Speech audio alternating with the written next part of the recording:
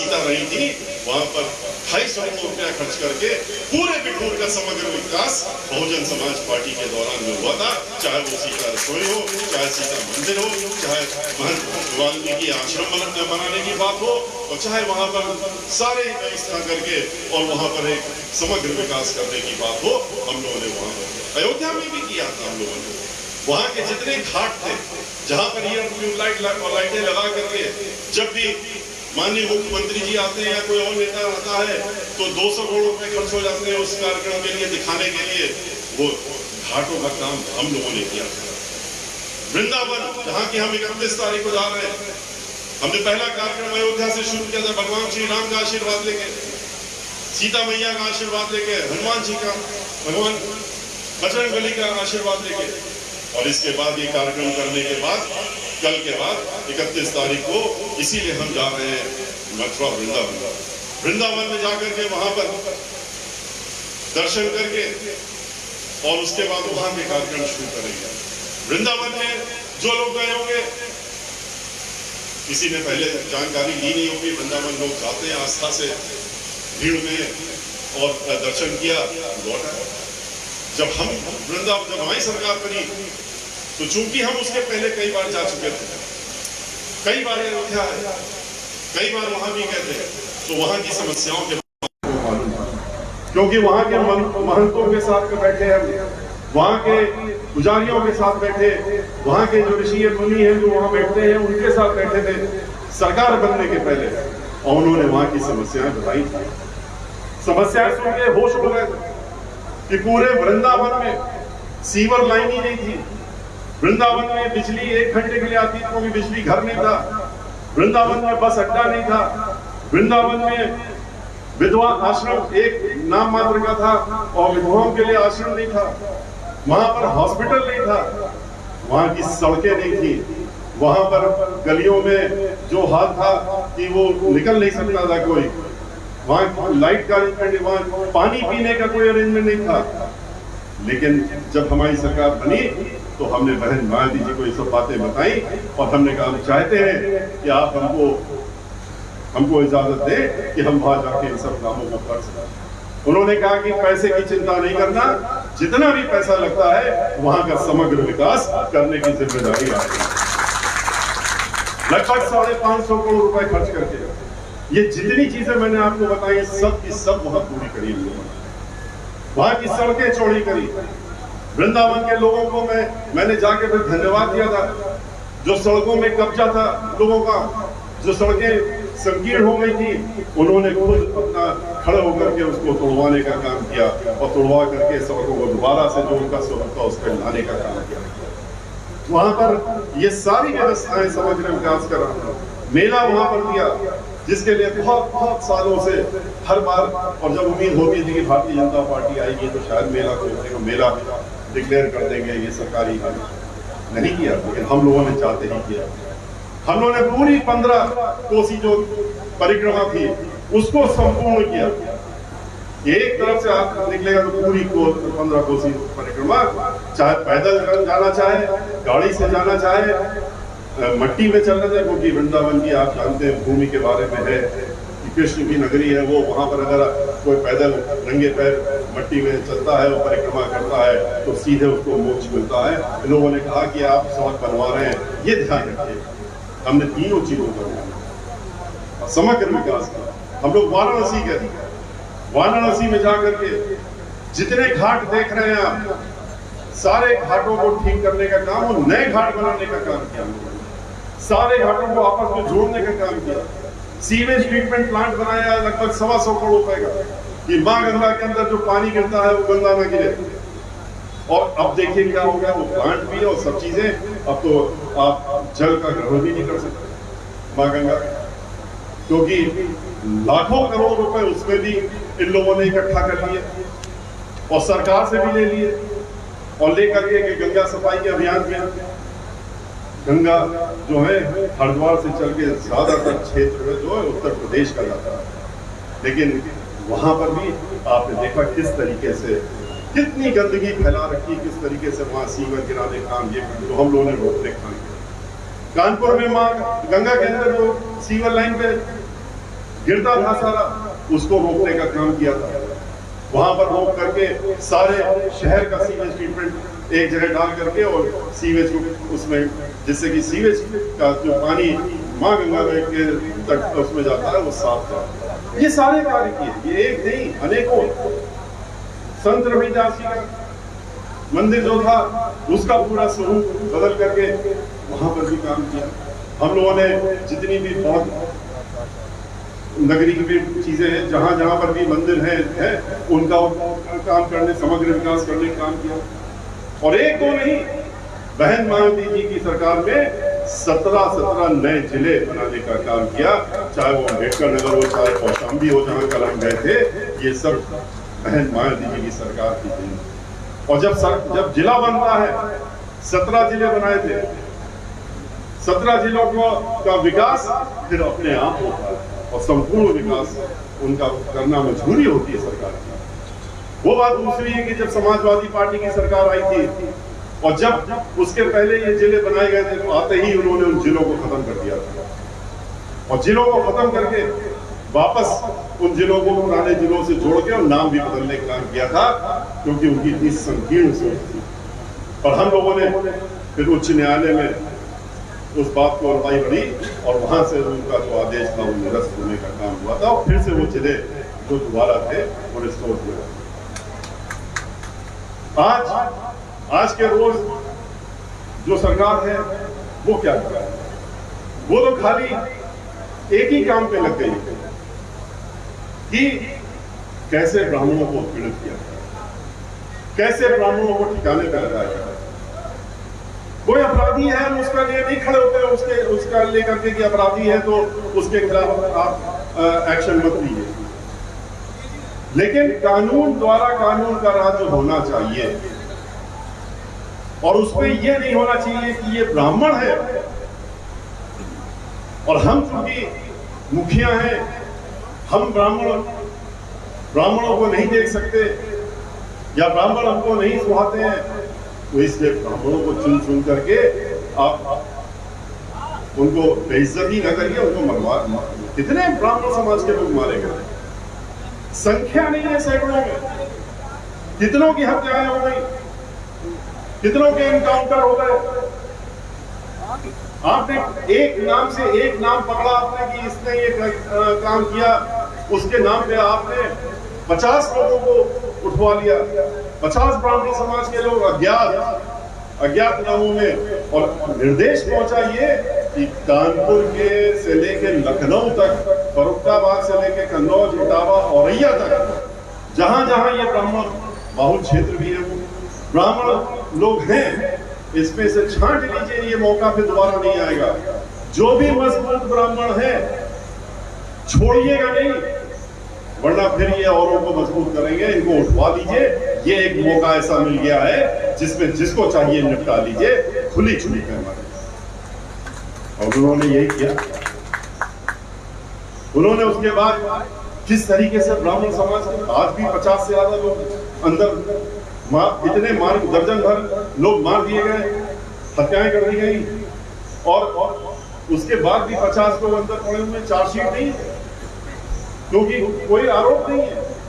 कोई लखनऊ में बैठा था, कोई देहरादून में बैठा था उस दिन, कोई कहीं और बैठा था, यहां तक कि बंबई और दिल्ली में बैठे थे, लेकिन सबको उठा करके उस एक कहा कि ये कांड है, इसके तहत इनको अंदर डाल दो, जो मार सको उसको मार दो, जिसको नहीं मार सकते उसको ऐसे बंद कर दो।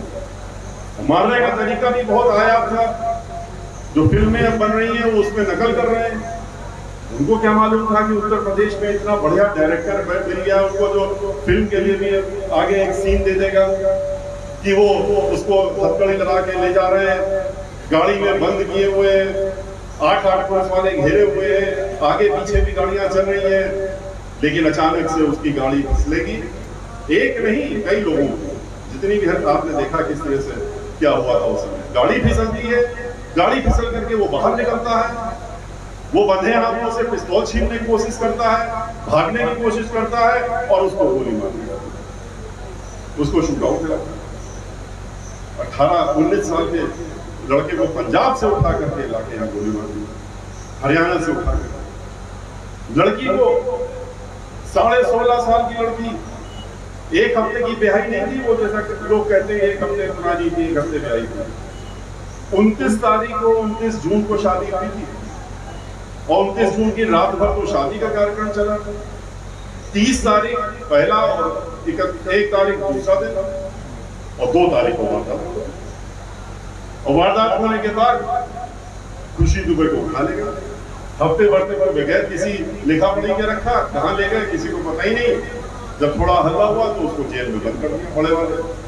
फिर मालूम हुआ कि जुवेनाइल कोर्ट ने कहा ये तो नाबालिग है, ये तो 16.5 साल की है, तो उसको नाबालिग होने की वजह से रिमांड होम में बंद कर दिया।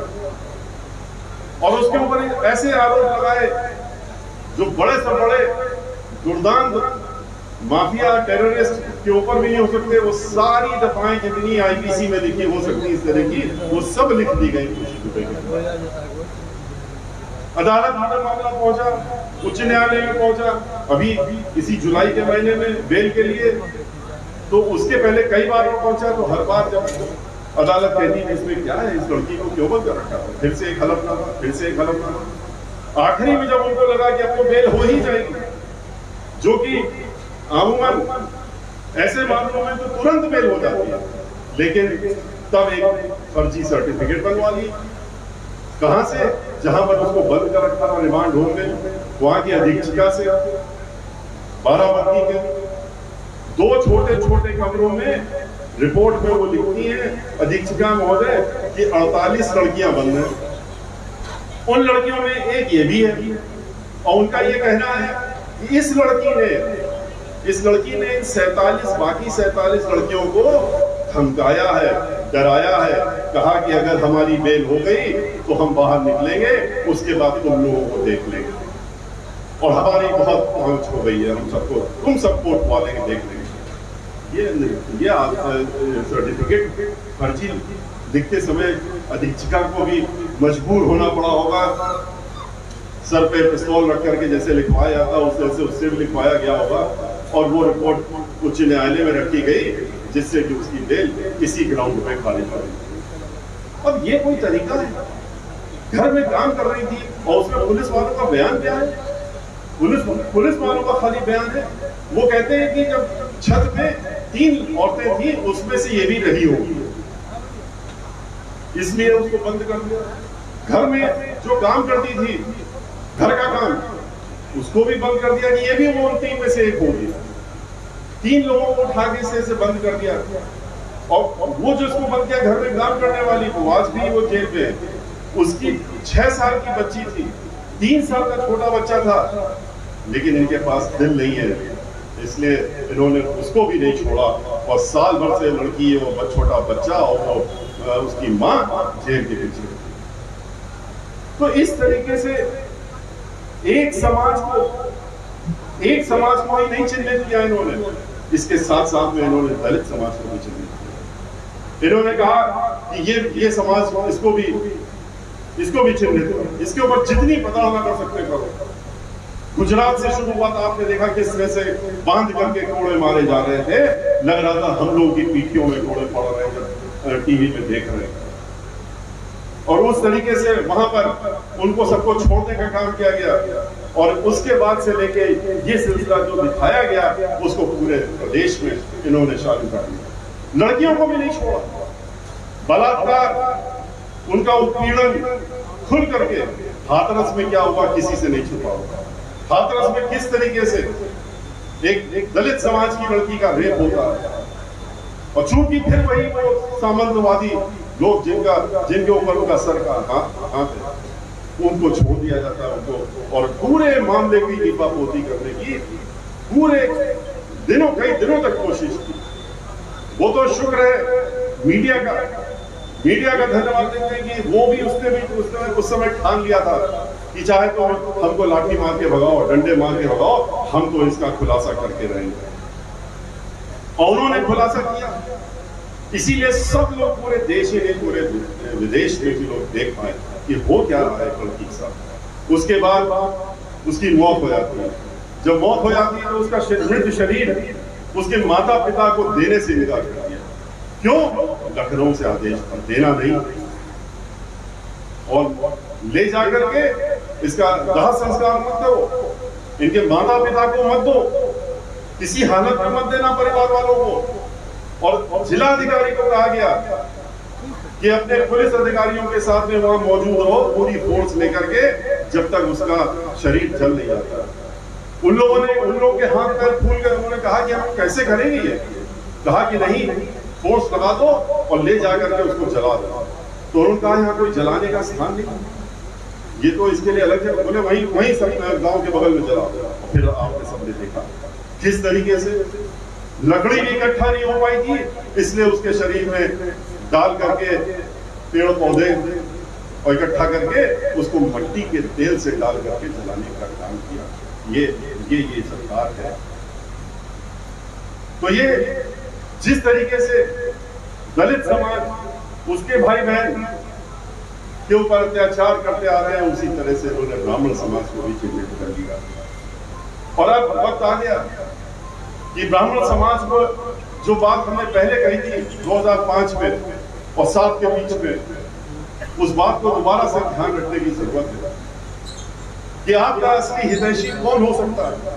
क्या आपका हितैषी वो है जिसने आपसे सब कुछ छीन लिया, जिसने आपको सड़क में लाकर खड़ा कर दिया, जिसने हमारे नौजवान साथियों को जो पढ़ लिख करके और पीएचडी डिग्री लेकर के और सब करके एमए पीएचडी लेकर के आज खड़े थे कि हम नौकरी पाएंगे, क्योंकि हमसे तो वोट मांगा गया था कि 2 करोड़ नौकरियां देंगे, तुम हमारे साथ आ जाओ। बेचारे लग गए, हम भी उनकी जगह होते तो हम भी नौकरी हमको लेनी थी, तो हम भी उनके पीछे पीछे जय जयकार करके उस समय लग जाते।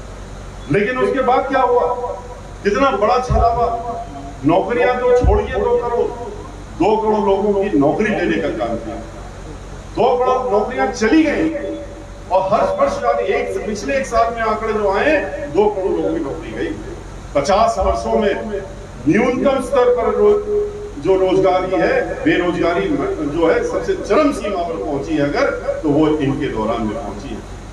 तो कहते क्या है, हिम्मत है इनकी, क्योंकि ये जानते हैं कि अगर इलेक्शन आएगा, चुनाव आएगा, तो ये भोले भाले लोग हैं, इनको तो हम बहका ही लेंगे। ये तो हमें जादूगरी आती है, कैसे कौन सी भाषा इनके सामने बोलेंगे, कैसे अपना चेहरा बदल के इनके सामने आ जाएंगे, कैसे पैर धोने होंगे अगर दलित समाज के तो वो भी उस समय धो लेंगे, कैसे खिचड़ी खाने जाना होगा तो खिचड़ी उनके घर में जाके खा लेंगे, कैसे जा करके अगर सर में लग करके तसला लेके घूमना पड़ेगा वो भी कर लेंगे।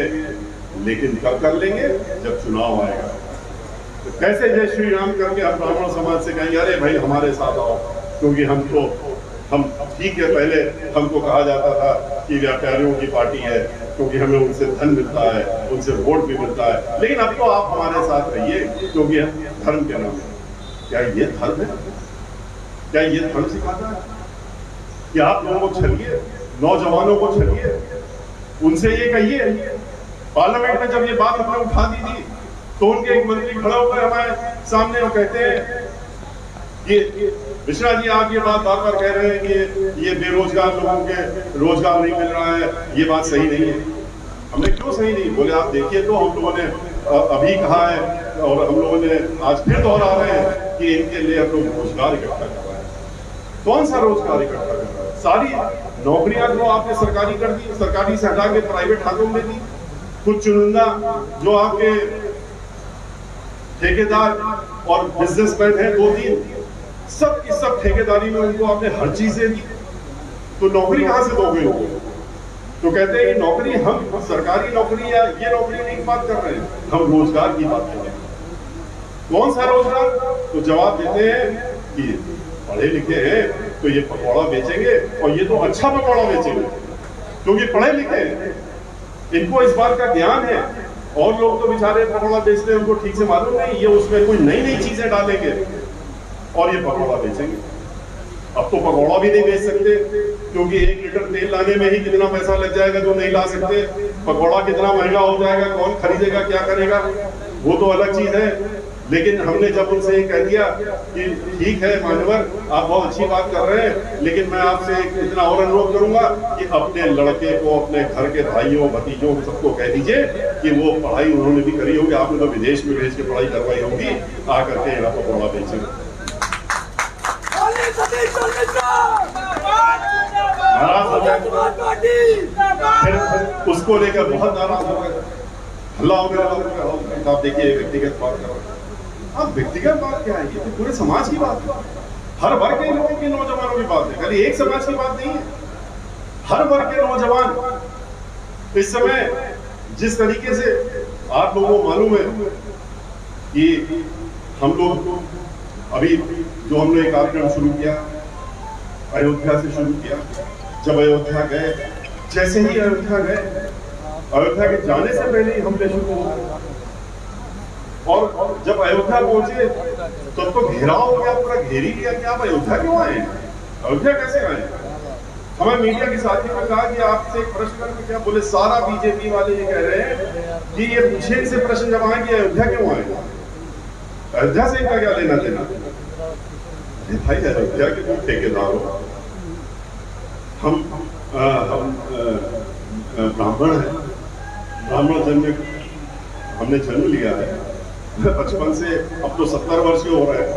ब्राह्मणों में बचपन से हमारे अंदर ये संस्कार डाले गए हैं कि पहले स्नान करो, फिर पूजा करो, ध्यान करो। उसमें भगवान श्री राम की संस्तुति भी होती है, उसमें माँ दुर्गा की भी संस्तुति हम लोगों को रटाई गई, सिखाई गई है। हम लोग हनुमान चालीसा बचपन से इसीलिए रटाया गया, सिखाया गया कि कोई दिन ऐसा नहीं होना चाहिए इसमें तुम इसको बगैर पढ़ के बाहर निकलो घर से। तो हम लोग तो हमारा तो काम ही है, हमको आप कैसे रोक सकते हैं यहाँ बनाने से। बोले नहीं, वो प्रश्न कर रहे थे, इसलिए हमने पूछा कि उनसे पूछे अयोध्या के। तो अयोध्या में भी अगर आपको जाना है तो आपको इनका कोई पास ले जाना पड़ेगा, इनसे लिखवा करके कि आप अयोध्या नगरी में जा सकते हैं, तब जा सकते हैं। ये भूल जाते हैं कि भगवान श्री राम को स्वयं हम लोग विष्णु मानते हैं, और विष्णु स्वरूप भगवान श्री राम आए थे इस धरती पर, और हम लोग परशुराम की वंशज, भगवान श्री परशुराम की वंशज। भगवान श्री परशुराम भगवान विष्णु के अवतार है, ये सबको मालूम। तो भगवान श्री विष्णु के अवतार भगवान श्री परशुराम है, और वो आज भी है। लोग को ये सब मालूम है कि भगवान श्री राम और बजरंगबली हनुमान जी आज भी जिस रूप में भी होते हैं, लेकिन हम लोग तो उनकी वंशज हैं। तो हम लोग तो सीधे भगवान श्री विष्णु से भी जुड़े हुए हैं ब्राह्मण समाज के लोग। आप उनको बाहर कैसे कर सकते हो कि आपका लेना देना नहीं, हम ही ठेकेदार हैं। हम अयोध्या से निकले हैं जिस दिन दर्शन करके, हम महंतों के बीच में भी गए और जाए गए, हमने आरती भी करी, हमने जाकर के सरयू नदी में भी अपना जलाभिषेक किया, दूध का अभिषेक किया। तो वहां से जिन लोगों ने कराया उनको चिन्हित किया गया, और उन साधु महात्माओं संतों और उन सबको उसी दिन उनको घेर लिया गया कि आपने ये क्यों किया, आपने ये क्यों कराया, आप अभी कुछ ना कुछ बोलिए। और कुछ मीडिया को हम बुला के ला रहे हैं इनके खिलाफ, क्या बोल रहे खिलाफ। कई लोगों ने तो साफ कह दिया, कुछ लोग तो 90-95 वर्ष के अंदर उनका देखिए इस तरह का दबाव हमारे ऊपर बढ़ डालिए, और हम लोग जितनी आपकी संगता हुई है उनके साथ में रह करके वो हमें आप लोगों के साथ कभी नहीं की। तो इसलिए हमने दिल से आशीर्वाद उनको दिया, और इस तरह की प्रताड़ना मत करिए। लेकिन कुछ लोगों को प्रताड़ित करके उनसे बुलवाने भी लगे, बताइए यहाँ क्यों आए थे और कैसे आए। और एक नारा, जो नारा कभी बहुजन समाज पार्टी का नहीं रहा, तिलक राजू के नाम का कभी नहीं रहा, इन्हीं का नारा था ये। इन्होंने उसको हम लोगों पर थोपने की कोशिश की थी। 20 वर्षों से तो हम महादेव का जब हमको महल माया जी ने बनाया था, 20 वर्ष हो रहे हैं, उससे तब से तो मैं स्वयं यहाँ पर पार्टी के साथ में जुड़ा हूँ। और उसके पहले भी आज 46 वर्ष करते हुए हो रहे हैं, हमने तो कभी नहीं इस नारे को किसी टेलीविजन में कहीं पर बोलते हुए किसी पार्टी के लीडर को सुना। लेकिन ये लोग बेबाकी से बोलते हैं, और बोलते समय इनकी हिचक भी नहीं आती। बड़े बड़े नेता और खास तौर से ब्राह्मण समाज के लड़कियां जो जिनको भी गुलदस्ते की तरह रखे रहते हैं बाएं दाएं और कुछ देते रहते हैं, इज्जत नहीं करते हैं, इसी बात के लिए देते रहते हैं कि जैसे ही कुछ इस तरह की बात हो आप सीधे टेलीविजन पे आ जाइएगा, माइक पकड़ लीजिएगा और ये नारा लगाने लगेगा। ये नारे में जो अल्फाज हैं उनको बोलने के पहले मीडिया के सामने इनको खुद सोचना चाहिए कि अपनी जबान से इस तरह का नारा बोले। और अब जो है ब्राह्मण समाज उत्तर प्रदेश का जो है वो खास तौर से इस बात से मुझे खुशी, जब से मैंने ये बात कही कि इनसे पूछिए ये नारा अपनी जुबान से क्यों निकालते रहते बैठ के। हमारे पास रोज हजारों की संख्या में मैसेज आ रहे हैं, फोन आ रहे हैं कि अब हम लोग थोड़े देर और बर्दाश्त करेंगे, इसके बाद जो ये इस तरह का नारा ये लोग देंगे हम इनको वहीं पर घेरने का काम करेंगे और हम इसको नहीं सह सकते जिस तरह की बातें ये कर रहे हैं। इन्होंने आपके समाज का इस्तेमाल जहां करना था हर जगह किया। पढ़े लिखे नौजवान जिनको की आईटी के एक्सपर्ट आप जानते हैं कितनी मेहनत से पढ़ते हैं लिखते हैं, उसका आईटी एक्सपर्ट बनते हैं, लेकिन नौकरी नहीं, कारखाने बंद हो गए, कंपनियां बंद हो गई, जीएसटी लगा दिया, उसके बाद नोटबंदी कर दी, सारी चीजें ऐसी करती चले गए। पूरे देश में जितने अच्छी अच्छी कंपनियां थी, कारखाने थे और बंद हो गए, सब के सब बेरोजगार। जो नए युवक थे जो पढ़ रहे थे इंजीनियरिंग और आईटी की एजुकेशन ले रहे थे, उनको 5,000 रुपए की भी कहीं नौकरी नहीं मिल रही, जिनको की 5 लाख की उम्मीद थी। मजबूरन होकर के वो लोग जैसे कि अधिवक्ता, जैसे कि आजकल जो हमारे टीचर हैं उनके वो बिल्कुल बेरोजगार कर दिए, पूरे प्रदेश में बेरोजगार कर दिए।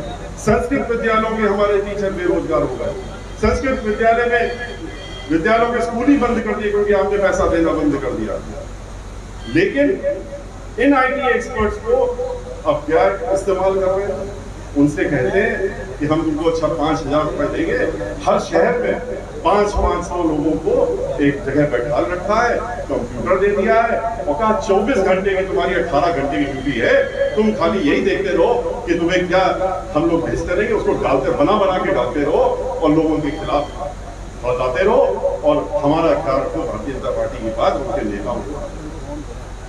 अब तो इनके जितने आईटी सेंटर बने हैं पूरे प्रदेश में, हर जिले में और पूरे देश के भी, कम से कम उत्तर प्रदेश के हर आईटी सेंटर के जो ये नौजवान और खास तौर से उसमें सर्व समाज के साथ साथ ब्राह्मण समाज के जो लड़के हैं, ब्राह्मण समाज के लोगों ने हमको भेजना शुरू कर दिया कि हमारे यहाँ ये हो रहा है, हमारे यहाँ इस तरह से बैठाला जा रहा है, 5,000 रुपए देते हैं।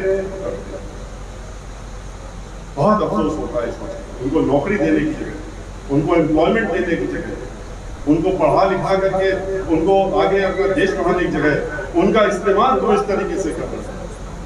उन्होंने भी धीरे धीरे मन बदलना शुरू कर दिया और कहा कि चिंता न करिए, थोड़े दिन और बीतने दीजिए, हम ही लोग यहीं से बैठ करके इनके खिलाफ इनकी असलियत बोलने का काम करेंगे। हमने उनको धन्यवाद दिया। भाइयों, आपको ये अच्छी तरीके से मालूम है कि आज प्रदेश में क्या हाल है, कानून व्यवस्था को आपको मुझे बताइए, जहाँ हर 2 घंटे में एक महिला का रेप हो रहा है। क्या इसी को राम राज्य कहते हैं? हर 2 घंटे में एक महिला का रेप हो रहा है और ये नेशनल क्राइम ब्यूरो की रिपोर्ट बताती है। और वहां पर ना महिला सुरक्षित, न बच्चे सुरक्षित, न बुजुर्ग सुरक्षित। लखनऊ में किस तरीके से रोक करके गाड़ी सिर्फ नाम पूछा और कहा कि क्या नाम है उसका, तिवारी, कहाँ काम करते हो, एप्पल में, गोली मार दी।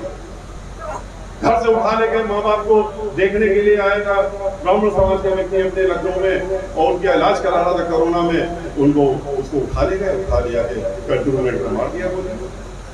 किस तरीके से प्रतापगढ़ में 5 ब्राह्मण समाज के लोगों को निर्दयी ढंग से हत्या कर दी, उनकी झोपड़ियां भी जला दी, छोटी छोटी झोपड़ियां थी। मैं तो स्वयं गया था वहां पर देखने के लिए, और वहां के मंत्री पीछी ठोकरें करते कि देखिए मैंने मरवा दिया, ये जो थे बड़े अपराधी थे। अरे मैंने वहां मीडिया था, मैंने कहा जरा आप भी घुमा दीजिए अपना कैमरा इनकी झोपड़ी की तरफ, बड़े भारी अपराधी थे, तो यहाँ क्या इस झोपड़ी में 12 फीट की झोपड़ी है, वो भी जला दी।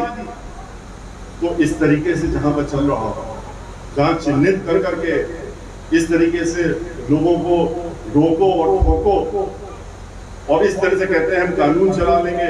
इस तरह से कानून नहीं चलता। कानून का राज्य बहन मायावती जब मुख्यमंत्री थी उन्होंने चला करके दिखाने, कानून के दम पे कानून का राज, कानून चलाने का काम किया था। किस तरीके से चलता है कानून का राज वो उन्होंने दिखा दिया। उन्होंने पुलिस वालों का गलत इस्तेमाल कभी नहीं किया। उनको इस बात के लिए नहीं ललकारा कि जाओ तुम गोली मार दो जाके और जाके पकड़ के ये कर दो।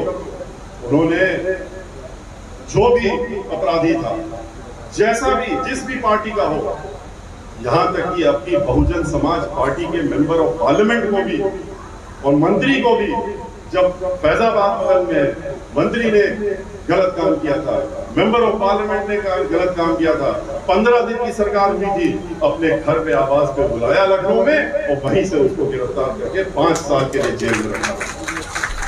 वहां भेदभाव नहीं होता है कि तुम इस जात के हो तो उस जात के हो, तुम इस पार्टी के हो उस पार्टी को। मेरी पार्टी के हो तो उन्नाव में जो भी कांड कर दे विधायक जी, एक लड़की के साथ दुराचार हो जाए, स्वामी जी जो उनकी पार्टी के, पता नहीं कैसे स्वामी उनका नाम लगा दिया गया आगे, लेकिन मेंबर ऑफ पार्लियामेंट थे, उन्होंने क्या किया वो भी सबको मालूम है।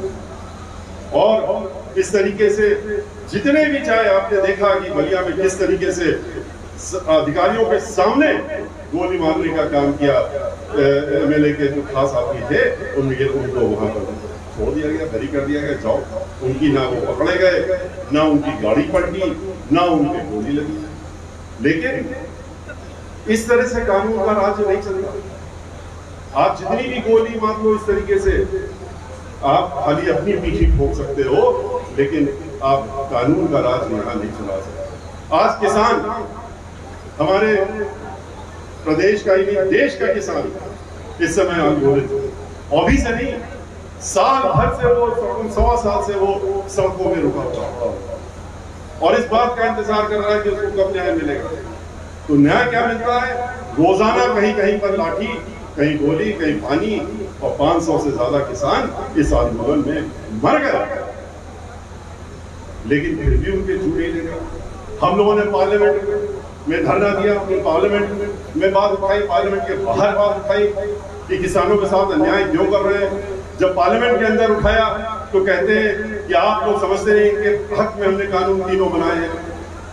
तो एक ही प्रश्न हमने उनसे ये किया, हमने कहा आप बार बार ये कह रहे हैं अपने भाषण में कि हमने तो ये इनके हक में कानून बनाया किसानों को, इनके फायदे के लिए, इसलिए हम इसको लागू कर रहे हैं। इनकी जमीनें हम ले रहे हैं तो इनके फायदे के लिए ले रहे हैं। इनको जो हम ठेके में इनको मजबूर कर रहे हैं जमीनें अपने देने के लिए, इससे इनका फायदा आगे चल के होगा। किसान जानता है कि उनका फायदा होगा कि जो जमीन है वो भी गई। अभी तो आपने सारी चीजें इस देश की बेचने का काम कर दिया, लाइफ इंश्योरेंस को भी बेच दिया, जिससे आदमी सोचता है कि हमारा इंश्योरेंस है हम बचे रहेंगे, वो भी बेच दिया। उन्होंने हवाई जहाज बेचने का काम, एयर इंडिया को बेचने का काम, उन्होंने जितनी तेल कंपनियां थी जो तेल निकलता था उन कंपनियों को बेचने का काम कर दिया। उन्होंने जब देखा कि हमने सारी चीजें, चाहे रेलवे हो, ट्रेन हो, उसको भी प्राइवेट हाथ में देने का काम कर दिया। किसके हाथों में? दो तीन लोगों के हाथों में, जो कि पूरा देश चलाएंगे। बिजली भी वही चलाएंगे, ट्रेन भी वही चलाएंगे, हवाई जहाज भी वही चलाएंगे, तेल भी आपको वही देंगे। ऐसे ही नहीं, तेल जो है 110 रुपए पहुंच रहा है और हम लोग अब लोग साइकिलों से चलने में अपने काम के लिए जाते हैं, लेकिन और गाड़ी में पेट्रोल डलाने के लिए पैसा जेबों में नहीं है, क्योंकि 110 रुपए और 100 रुपए डीजल पहुंचाने का काम इन्होंने किया। जबकि बाहर जो इनको मिलता है वो 30 और 35 रुपए में मिलता है, लेकिन 110 और 100 रुपए में बेचने का काम करते हैं, क्योंकि वो रुपया भी वो अपनी जेब में रखते। जितना बढ़ाते जाते हैं, कोई बाहर से नहीं बढ़ रहा, वो बढ़ रहा, पर वो रुपया अपनी जेब में डाल लेते हैं। कहाँ ले जाते हैं ये ईश्वर ही जानता होगा।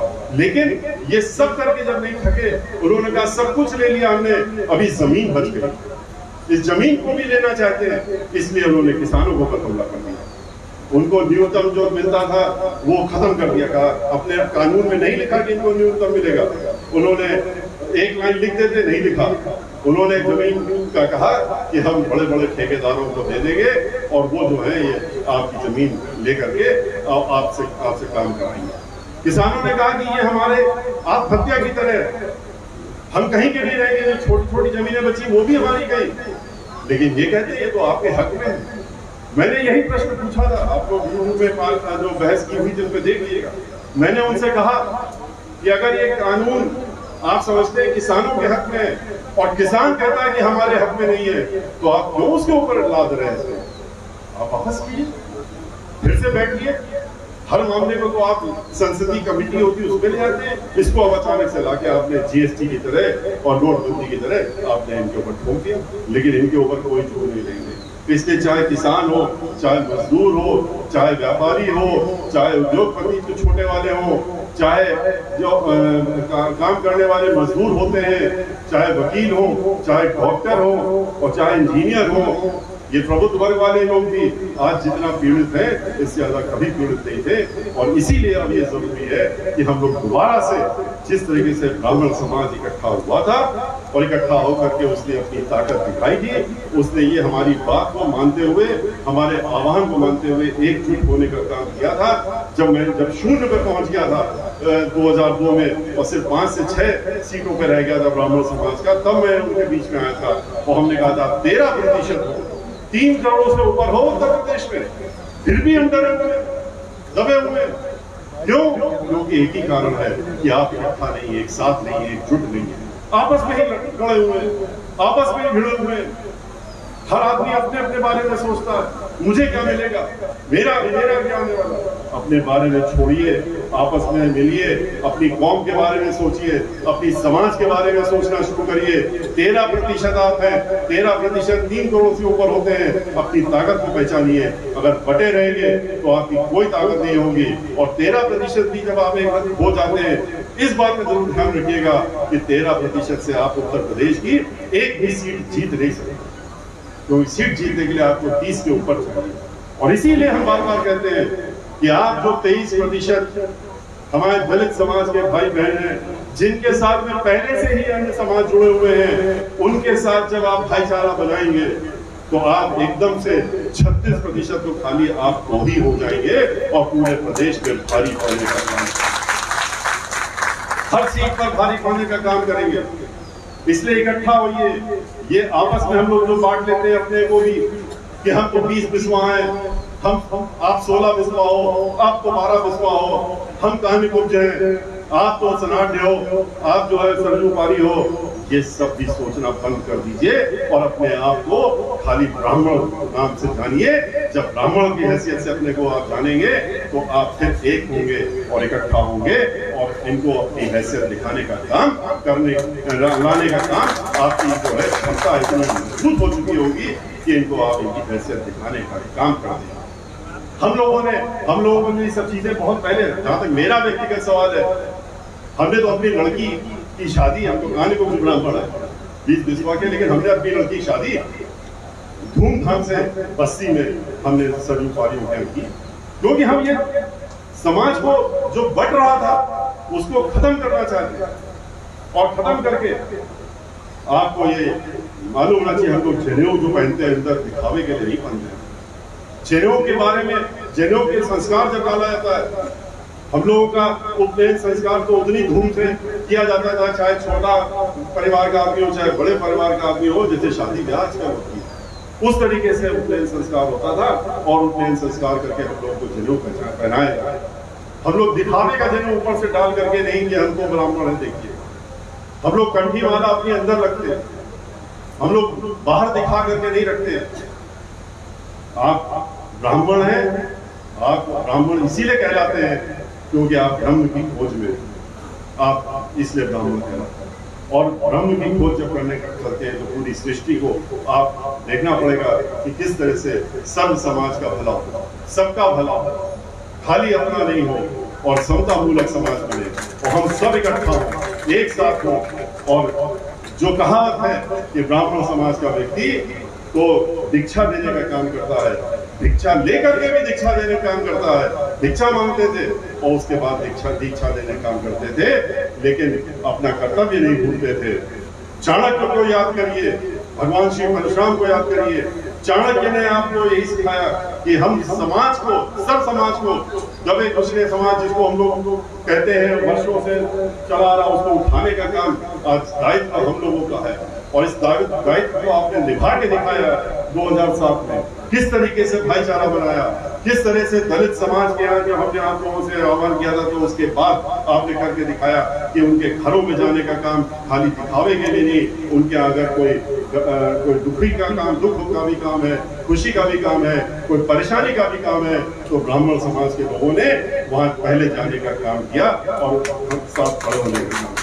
हम तो जब जिस गांव में रहते थे और आसपास के जितने भी क्षेत्र में थे, हमारे पिताजी तो ठीक है बाद में मुख्य न्यायाधीश हुए, गवर्नर हुए, हमारे चाचा भी मुख्य न्यायाधीश रहे, हमारे बड़े भाई भी न्यायाधीश रहे, लेकिन जहाँ गांव में हम लोग अपने जाते थे, जहां पर ब्राह्मण समाज के लोग रहते थे एक साथ, ब्राह्मण टोला कहलाता था, वहीं पर पीछे मिला हुआ बिल्कुल दलित समाज का भी जो पूरी बस्ती थी साथ में रहती थी। और उसका हमने अपने बाबा से पूछा कि ये क्यों हर जगह जहां ना भी लेगा उनको, ये ऐसा क्यों? उनका इसलिए कि इनके ऊपर कोई सामंतवादी शक्तियां हमला न कर सके, इनको तंग न कर सके, इनको कोई जरूरत पड़े तो हम लोग सबसे पहले खड़े हो।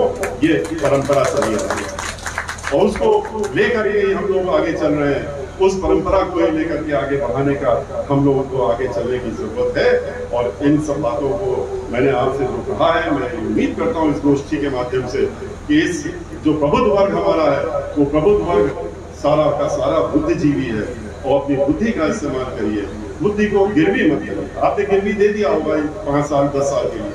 आप याद करिए एक समाजवादी पार्टी ने किस तरीके से ब्राह्मणों के साथ अत्याचार किया, किस तरह से जहां उनके मंत्री यही प्रतापगढ़ के तो थे और पांडे जी, उसके बाद किस तरह से उनको बेइज्जत किया गया था।